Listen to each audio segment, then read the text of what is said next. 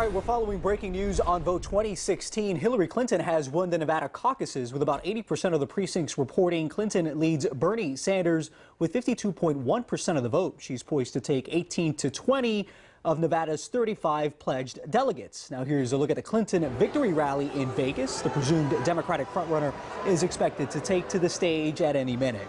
Now to the moment when the race was called. Clinton supporters broke out in cheer. The caucus win is an important one for Clinton after her loss in New Hampshire. Now, the other battleground today is South Carolina. 6 Republicans there are all hoping to come out on top. The results of tonight's primary could end some campaigns. Glenna Milberg is live in Columbia, South Carolina with the latest. Glenna. Just a little less than an hour now until polls close, and we will start to see where this race is going. We have seen today what looks like the makings of a record turnout here. We've seen foreign journalists from all over the world. There is such intense interest in what happens in this presidential election. And we've seen the candidates at the polls today campaigning until the very last minute. They are very, very aware that some voters, a great number of voters, aren't making the decision until right there at the voting booth. Morning, how are you? Here to vote today? The turnout started early at the precincts, a neighborhood church, an historic fire station. For us to be at page 3 at this time of day is unheard of. All right, so you're going to be signing on 16.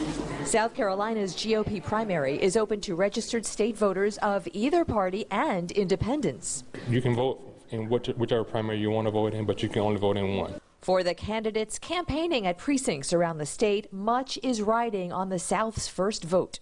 Donald Trump, the solid poll leader, Marco Rubio aggressively looking to be the #2 alternative against Ted Cruz, who diverted to D.C. for Justice Antonin Scalia's funeral. For Jeb Bush, South Carolina will likely decide his future viability. Oh, Jeb! After hundreds of millions of marketing dollars, I will protect and defend and uphold the Constitution. Countless campaign events and ground game armies and strategies worthy of political war, we found voters struggling to the end. Here's a sample. Thank you.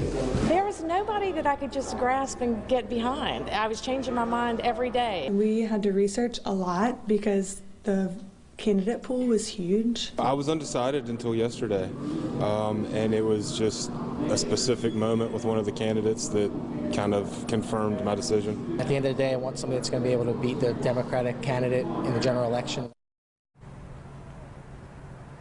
So fascinating to talk to the voters and hear their thought processes and hear how they finally came to their decisions. And we've heard some pretty surprising stories you'll hear as the night goes on.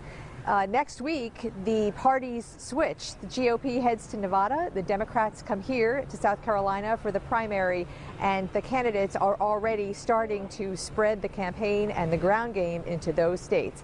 Hundreds of millions of dollars collectively spent on trying to get voters to vote their way.